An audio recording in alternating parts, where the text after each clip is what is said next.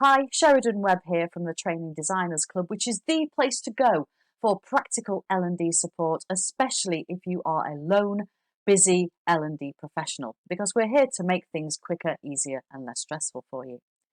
Today I have a quick musing, and it came about when I went volunteering. A lot of things happen to me when I'm not sat at my computer, and I'm sure the same is true with you as well. So there I was volunteering last week in the pouring rain. It was dark, it was wet, and yet a good chunk of us still turned out and we got on with the task in hand. And it made me think, isn't that fantastic? How even when we're not getting paid for it, even when I'm sure we've all got other things to do, we still came out in that terrible weather and we were still doing what was required of us. And I think it's because that's our time to do it. It's what we do on a Tuesday morning.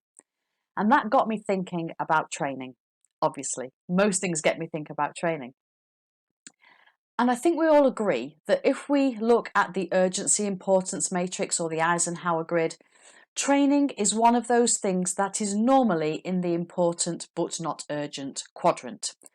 Obviously, if something is important and urgent, people are going to be self-motivated. They are going to find the training that they need, the help that they need, the job aid, whatever it is, to help them deal with that particular problem and overcome that particular hurdle at that time.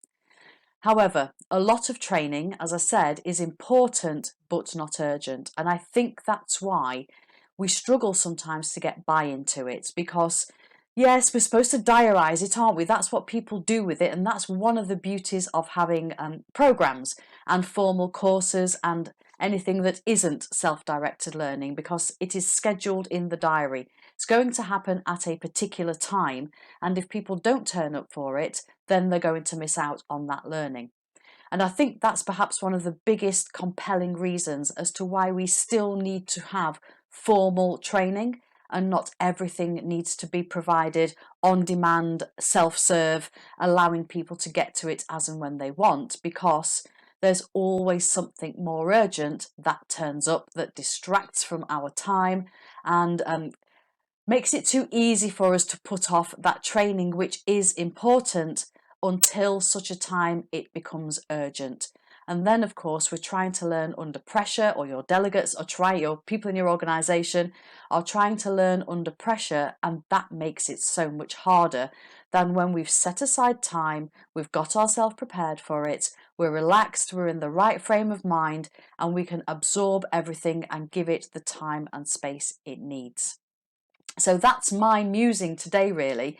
How can we inject a sense of urgency so that people don't put off training, so they do respect the time that it needs, put it in their diaries and commit to that training without it becoming a really urgent, let's just do the minimum we can to get by sort of situation.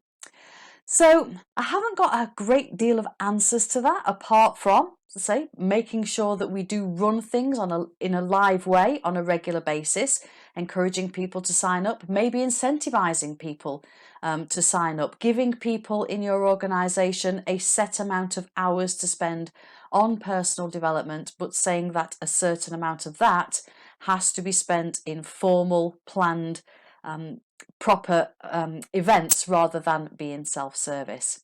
So let me know how you get around that problem. Let me know what's worked for you, and between us we can share all of that great best practice.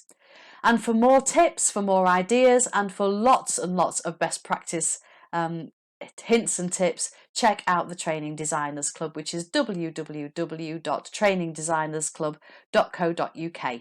Thank you.